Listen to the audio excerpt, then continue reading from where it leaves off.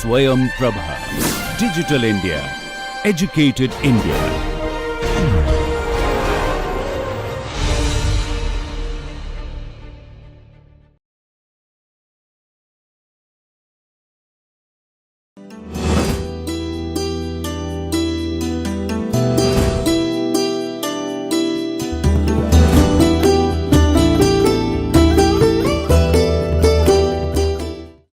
Hi there, welcome to the last lecture of week 9. This is also the last lecture for our week on short fiction. I'm sure you must have really found this week very riveting, because we learnt various elements of short fiction, various techniques used in short fiction. We understood what short fiction meant, its capabilities, and we also read some beautiful, remarkable short stories. I'm sure you must have found them really very beautiful, and this is these experiences are rare to come by. Please remember, the stories that you have read are not ordinary stories, and after having read them, if you don't feel yourself slightly expanded, well, you wouldn't have read them properly. So you would have, that's the reason why one of the short story writer says that after having read a short story, you find it difficult to come back because you will have expanded. Now coming back to your previous self, and it becomes slightly difficult. You face the problems of adjustment, something like that.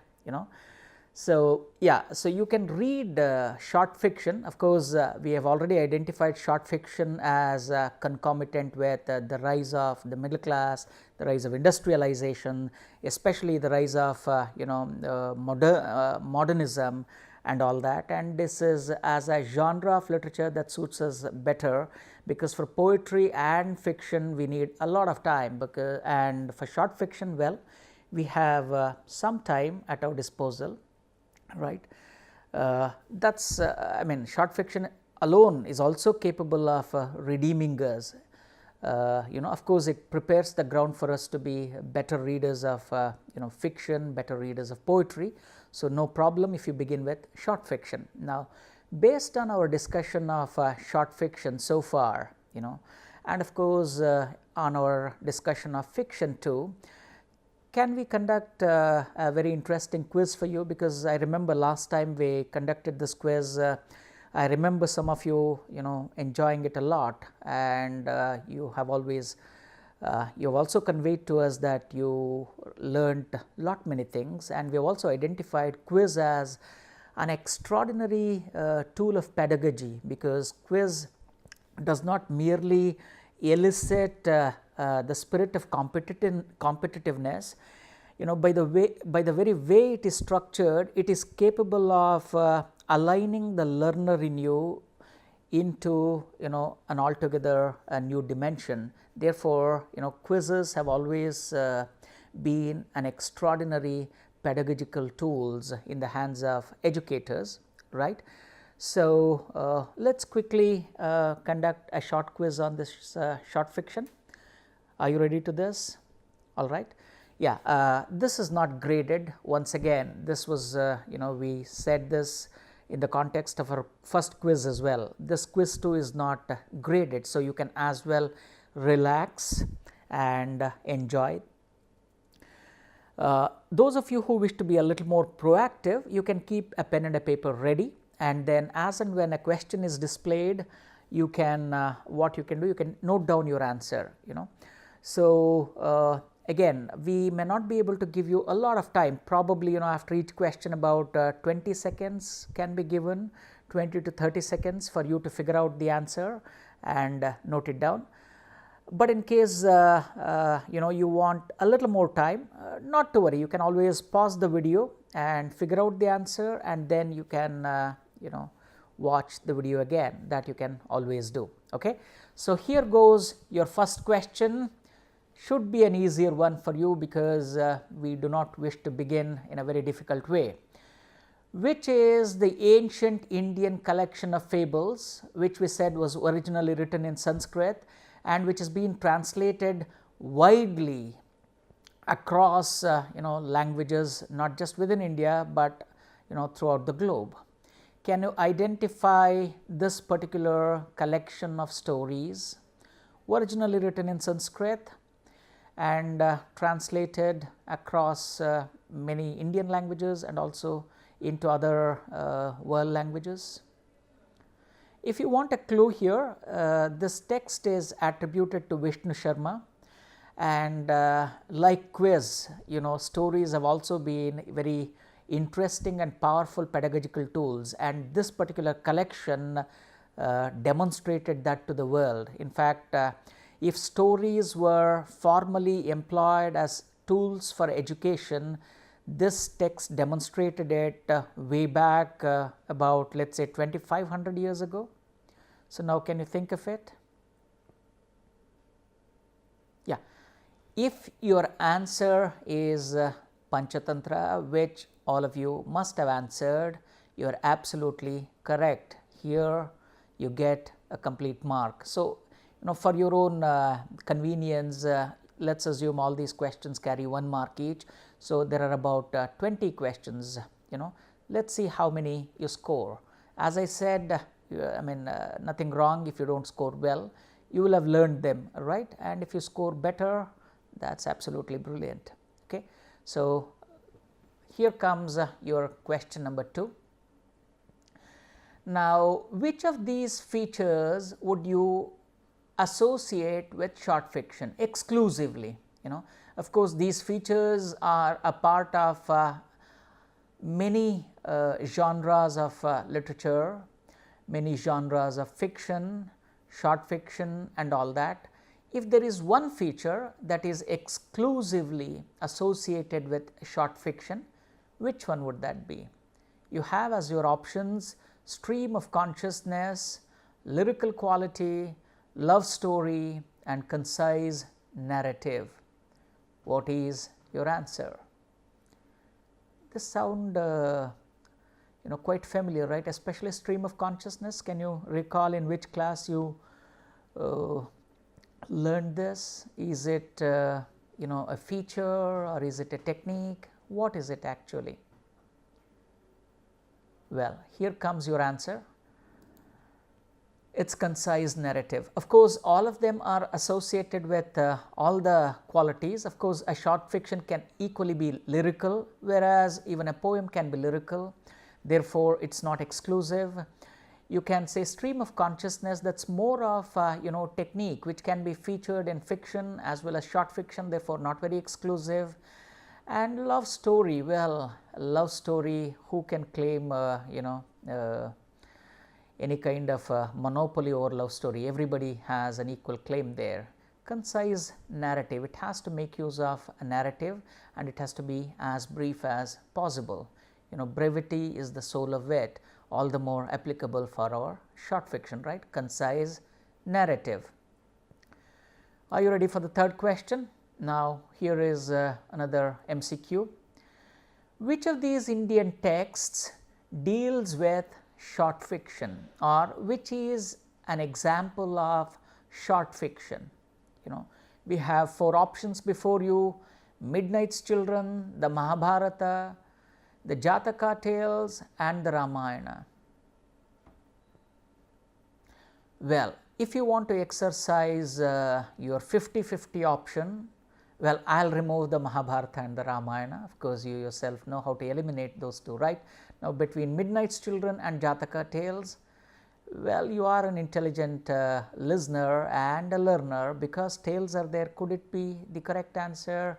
Well, your hunch is right. It is the Jataka tales. Remember, Jataka tales written again in 2nd century or 3rd century BC, written originally in Pali, that deal with various avatars of Buddha before becoming the Buddha, his life in the form of various animals, birds, human beings and all that. Jataka tales. Right, they deal with Jataka tales, that is associated with short fiction, and you have no other close answer to that. Now, if we can identify the Western counterpart to the previous question, so which of these Western texts can be associated with short fiction. You have the Iliad, Merchant of Venice, the Wasteland, the Decameron. Well, the Merchant of Venice, you may not have heard me even taking out this particular name, right? Not so far in this class. Therefore, you want to eliminate that? Well, you can do that. You still have, you have heard of the Iliad and the Wasteland and even the Decameron too. Which one is it? Well, the Iliad we discussed in our origins of poetry class, and it's an epic, Greek epic. You know that. The Wasteland too is a modern epic written by T.S. Eliot. The Decameron, we discussed it in the context of the short story, a 14th century work associated with Giovanni Boccaccio, the Decameron. In fact, these are the pre-modern avatars of short fiction. We have already identified that short fiction in its contemporary form has its roots in the late 18th century and especially 19th century. Okay. So, if you want to trace the pre-modern avatars of short story or short fiction, the Decameron by Boccaccio and the Canterbury Tales written around the same time by Geoffrey Chaucer, you can identify some features of short fiction there, right? Okay, the Decameron. So, question number 5 for you. Who narrates most of the stories in the Tales of Arabian Nights? I am sure this is an easy answer for you, right? We discussed the Tales of Arabian Nights, 1001 Nights stories narrated there. Who is the protagonist? Who acts as a frame narrator? We identified Arabian Nights as having a frame narrative, and a frame narrative is where you have discussed that, right? We have discussed that while discussing techniques, which where you find a story within story, and sometimes a story within a story within a story within a story, something like this. A complex labyrinthine narrative strategy, which especially you can find in the Arabian Nights. So, who is the narrator here? Who is the lead narrator of stories? So, if I can give you this clue, she conquers her death by narrating these stories. Well, now you are right, Scheherazade. In fact, in order to postpone her death, because you know the story, right? The king, after marrying, the very next morning he wants to kill his wife. So now she finds out a way to stop this almost genocide of women. So she asks her father to forcibly, she convinces him to marry her off to this king, lunatic king, and every night she narrates a story to her sister, and the king overhears the story, and she stops the story at where the curiosity is peaked at its peak point, and she says if she survives the next morning, she would narrate the next part of the story the next night, and that's how she survives 1000 nights. And by then the king has grown fond of her, and now love blooms between them. So she just doesn't conquer death, she also conquers hatred, and love blooms between her husband and Scheherazade. A remarkable tale, Scheherazade. Okay, yeah. Now this could be slightly tricky for us. Of course, we have identified various types of short fiction, all right. Now this is taken from Ernest Hemingway. In fact, we discussed it's to the credit of Ernest Hemingway, whether it is rightly or not so rightly, the shortest story ever written. You can remember that, right? For Sale, Baby Shoes Never Worn, and how on hearing that his listeners almost wept like anything. We discussed this short story right in the beginning of this week probably.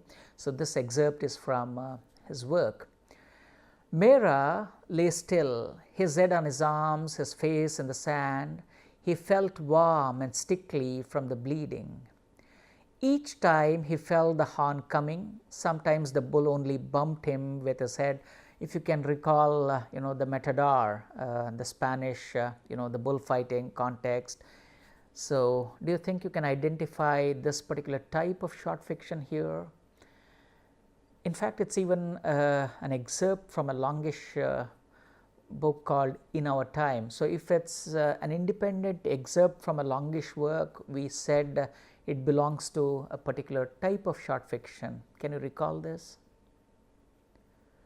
Well, if you don't get the answer correctly, don't worry, but in case if any of you have got the answer correct, that means you have been a very perceptive listener.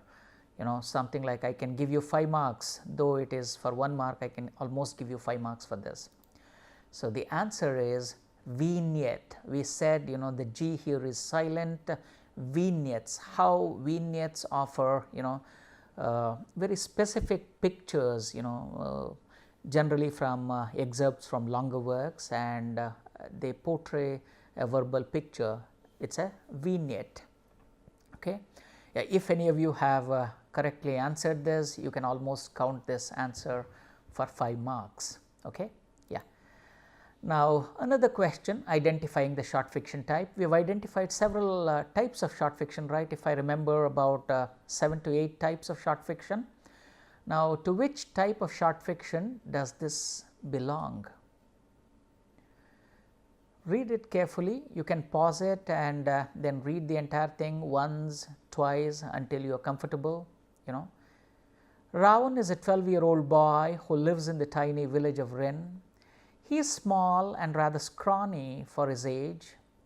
His unkempt curly brown hair looks like a map on his tiny face, and his thinness makes him look like a walking skeleton. Look how, you know, very accurate descriptions. And you know, it doesn't just end there. The people in the village poke fun of Ravan. The adults call him a weakling because he never stands up for himself. The children call him a coward because when confronted with a problem, Ravan always runs away. Ravan is the gentlest of the children in the village. He is the only child that can approach any of the farm animals without scaring away, because they trust his soothing touch and calming voice over the roughness and loudness of the other kids. Look how you may not be wrong if you have guessed it as you know, an Indian work. You are definitely not wrong, or probably definitely not wrong, if I can use the term. Now, look how accurately the description is. So, now can you think of the type of fiction which focuses on accurate descriptions of the characters, accurate character descriptions? Right, it is a sketch, because like you know, a sketch that you do using pencils, you know. So, here using words you sketch the characteristic trait of you know, particular character here. So, this is especially very useful when during the character development. We said, right, if you want to develop your characters in a very solid and a robust way, so then probably you need to describe them as accurately as you can. So, as if, you know, when somebody reads it, they must be able to mentally visualize this guy, you know, that you are describing. So, a solid characterization helps a lot, and sketch is a type of fiction that exclusively focuses on characterizations. Sketch. Okay. Let us go to question number 8, another short type, you know, short fiction type, and with that we will stop this kind of you know, question. Final question from my end as far as identification of the type of short fiction. Okay. Yeah. 2 a.m. all is quiet. There is just me and the cat slinking around in the dark. I head up the street, sneaking between the poles of light until I reach my target, number 22. Hiding in the shadows of the door, I stop and listen. Perfect, no one is up.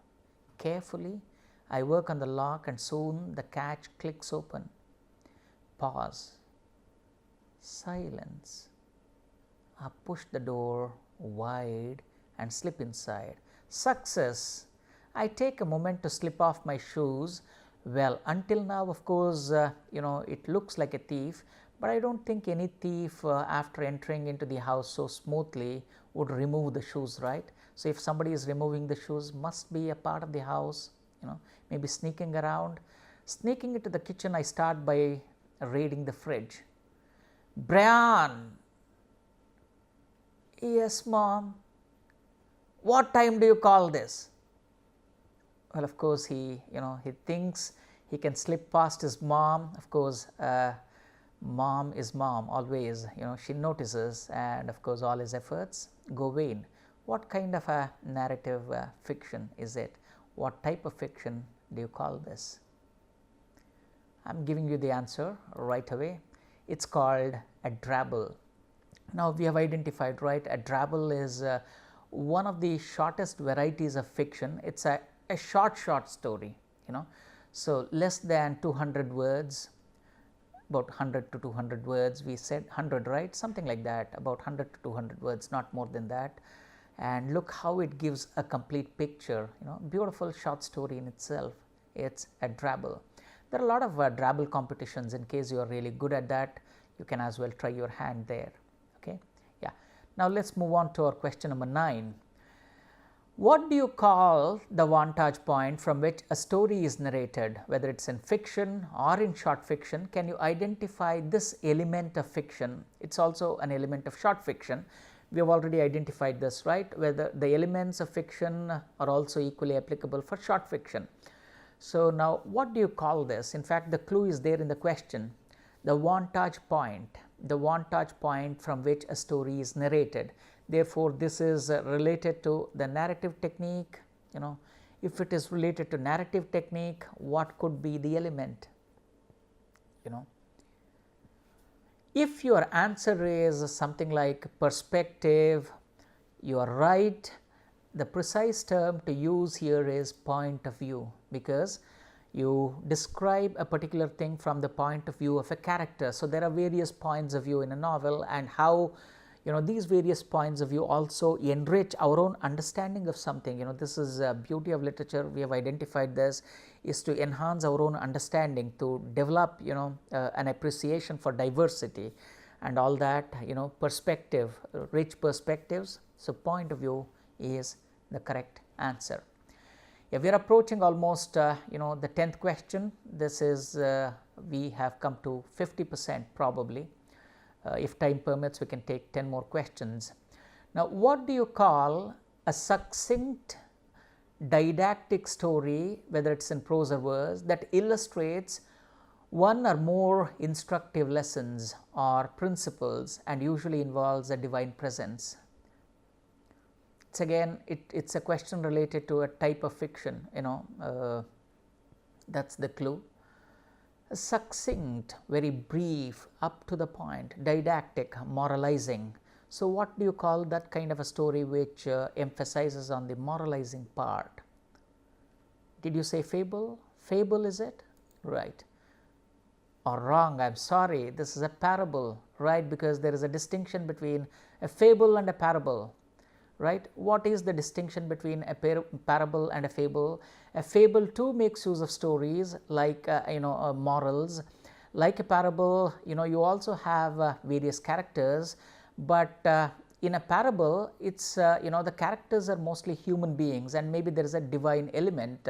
You don't make use of in a fable you make use of animals, birds and other things. So, that is a distinction. Otherwise, as far as moralizing part, short, succinct, all of them, these descriptions hold good, both for parable and fable, but where you have narrowly missed is, this the presence of characters. There in a fable, it's more, generally speaking, it's animals and birds, whereas in a parable, human beings. Of course, we discussed the parables of Ramakrishna Paramahamsa and the parables associated with Jesus. All of them, right? It's a parable. Okay. Now, question number 11. This is probably the easiest question, because the answer is there in the picture. If you can clearly see, you should be able to get it, and we just discussed it just a while ago. What type of short fiction are these texts good examples of? So, these we have animal farm, you have Panchatantra, Aesop's fables. Well, this is damn easy, right? Right, it's a fable. They are all examples of fable, but of course, there is when it comes to Panchatantra, it's a fable, out and out fable. When it comes to animal farm, it's a fable, but more than that, it's a political fable. It's more like a political fable. Nevertheless, fable, right? Okay. Now, question number 12. This again should be easy if you have paid careful attention towards our discussion of plot, right? Remember, we came out with a beautiful pyramid structure and all that while discussing plot, a technique that most of the short stories and novels make use of inevitably. In fact, this is part and parcel of almost every work of fiction, So, a series of events in a short story that build up to the climax, what do you call that? Here, these are the series of events that build up to a point called climax. What do you call it? We have 4 options: resolution, climax, rising action, exposition. So, since climax is used in the question, well, a question cannot be that easy, right? Therefore, climax you can delete, right? So, between resolution, exposition, rising action, where do you get the doubt? Well, resolution may not be the one. Therefore, if your doubt is anything between exposition and rising action, you are definitely right. Now, between the two, which is it? Here comes the answer, rising action, because after exposition comes in the beginning of the pyramid, right? Exposition is where characters are introduced, setting is introduced, everything is properly, neatly introduced to the reader, and from there onwards, series of events, actions involving characters, they go on, taking the plot up and push the plot towards the point of climax. From there it's the falling action, and towards the end it's the resolution. Either there is a resolution or even a lack of resolution still, So, rising action, the answer to the question is rising action, because climax is a point from which there is a volte-face, there is a total turning, sometimes it can even be a 180-degree turn, something like that. So, for this the correct answer is rising action. Okay. How is it going so far? Out of 12, what's your score? Are you, do you feel comfortable going ahead? Let's quickly go through some more questions we have and see how many you get.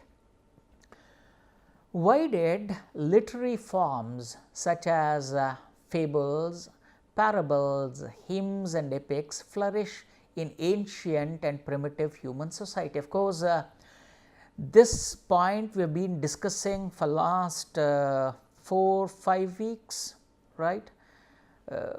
Probably from 3rd week onwards we have been discussing this particular point. Why do you think? It's a descriptive, short descriptive answer. Can you identify the reason behind why literary forms such as fables, hymns, parables, epics and even ballads, you can call ballads, why do you think they flourished in ancient and primitive human society and not so much in modern society?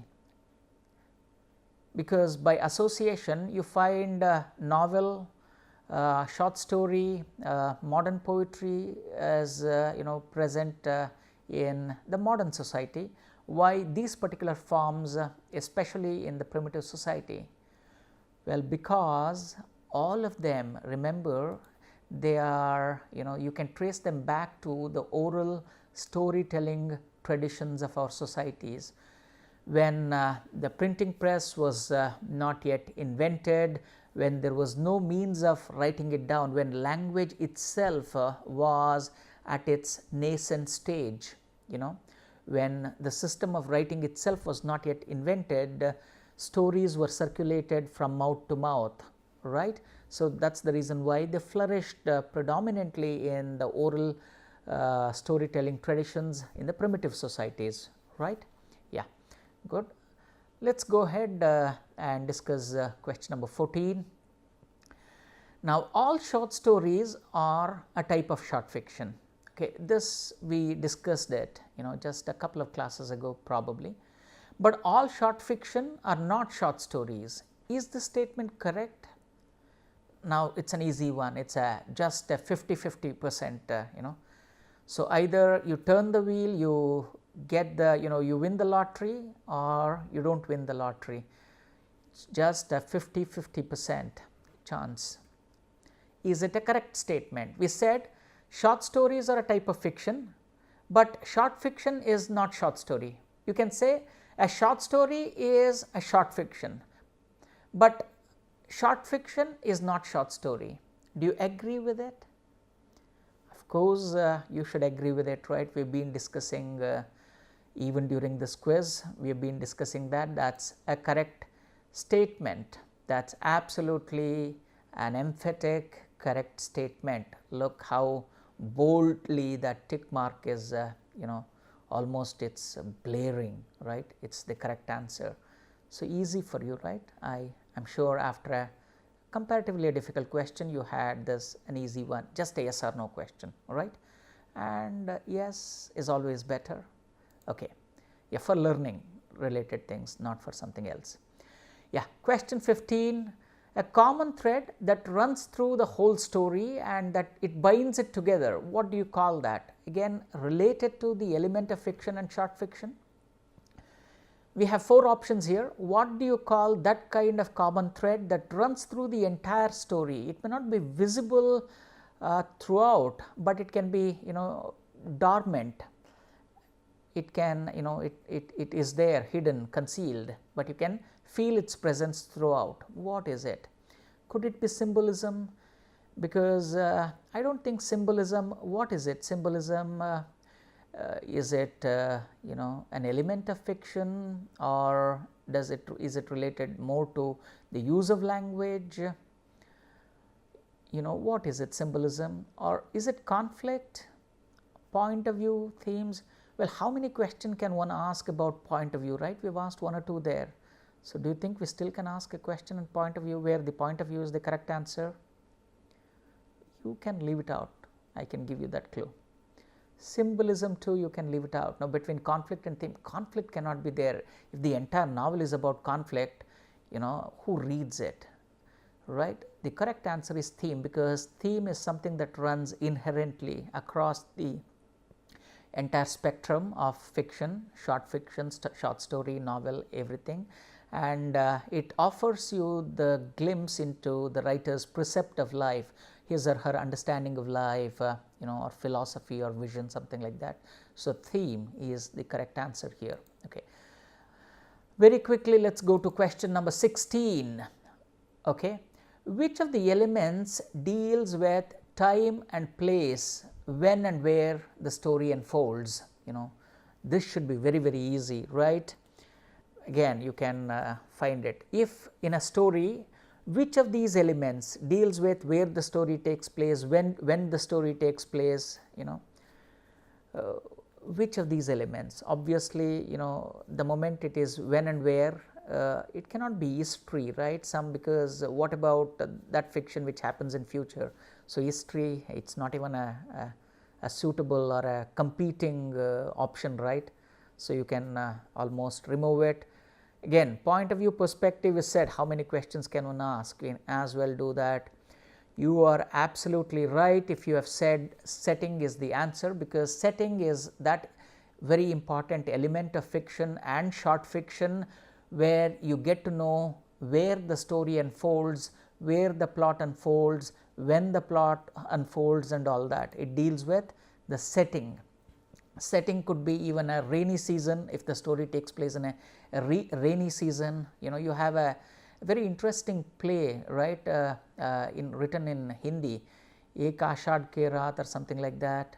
Can you recall it? So, there the rainy season itself becomes the setting, or or if it happens in summer too, or if it happens in 1980s, 1990s, or if it happens in Mysore, if it happens in Dublin. So, all of them setting. Okay. Question number 17, of course, it is related to the story we discussed in the last class, right. In the story Kafka and the Travelling Doll, what do you think is the central theme? What do you think is the central theme here? Is it love disappears? Of course, the story talks of the disappearing of love, the girl's love for the doll. Death is a must. Oh my God, where is this option coming from? And definitely, death, what has it got to do with the class? Let us kick it out. Okay. Travel, True, the doll travels, but that is not the main theme, right. So, between love disappears and loss and coping with it, love disappears, but it comes back, she gets the doll back, right. So, therefore, loss and coping with it. If you have reasoned in all these ways, of course, you have definitely learnt how to reason well. This particular way of reasoning in logic is called ratiocination. Ratiocination is the way you deduct, leaving out, not so applicable ones, then deducting your answer. When you do not know exactly which is the correct option, you leave out not this, not this, not this. And in Indian philosophy, we call it the Neti method. In fact, while describing God, some schools of philosophy call God is not this, God is not this. Why do they do it? We do not know how to define God, right. Therefore, we can say, well, God cannot be cruel, God cannot be sadist, something like this. So, it is a Neti method. So, in logic, it is called ratiocination. If this is how you, then you have learnt it perfectly, logic. Good. Let us quickly go through question number 18. Now, now look at this. This is an interesting, animation, right? And this should be an intelligent bird. What are the 5 parts of the Freytag's pyramid one has to keep in mind when analyzing a fictional narrative? Well, if you do not answer it correctly, that means you are not attentive even in this class. We have answered this twice even in this class, and we have answered it a couple of times during our discussion of fiction and short fiction. The 5 parts of Freytag's pyramid, right. Remember, we said just a while ago, exposition, rising action, climax, falling action and resolution. Do not be bewildered by this French word, just of course to let you know this word, that is all we have used. Otherwise, you do not get an extra mark, or you do not lose a mark if you have identified it as resolution. Denouement, a French word, resolution. Okay.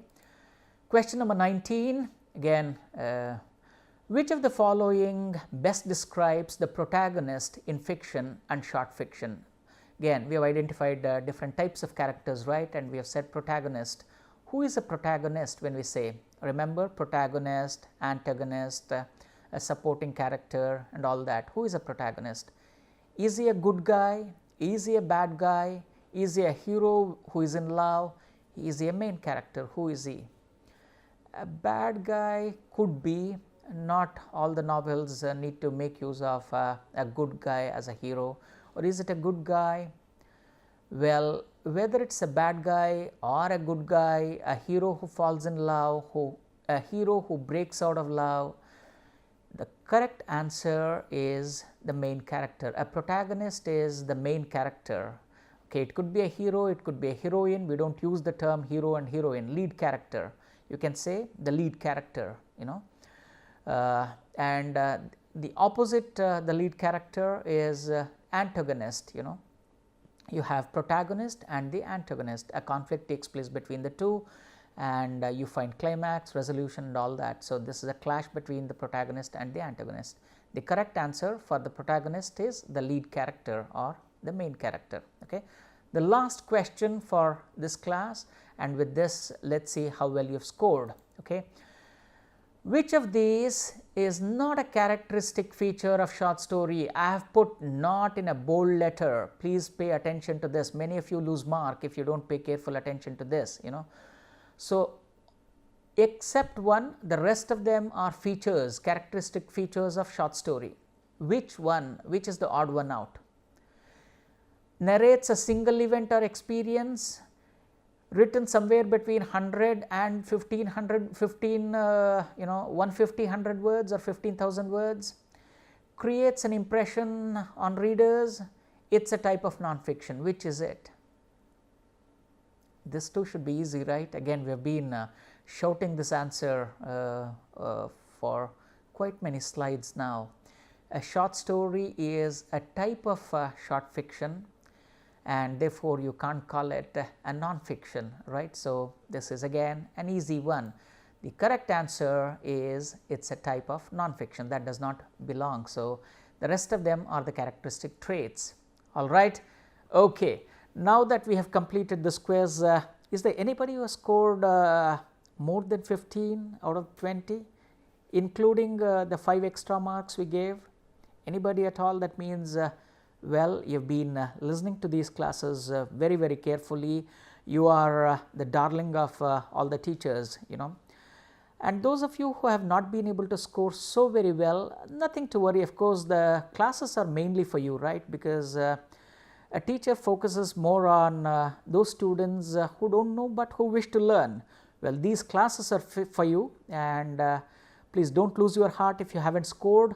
Well, now if you take this quiz again, I am sure you will take 20 out of 20 or even 25. Well, I am not saying it in any negative sense. That means you have learned the answers, right. You have learned 20 questions and now you know the answers to all the 20 of them. All right. Good. Thank you very much. I really hope you enjoyed this quiz and also this entire week. Our discussion of short fiction, short stories, brilliant, remarkable short stories that we read. Please continue reading short stories, and next week we come up with another form of literature, right. Until then, take care. Bye bye.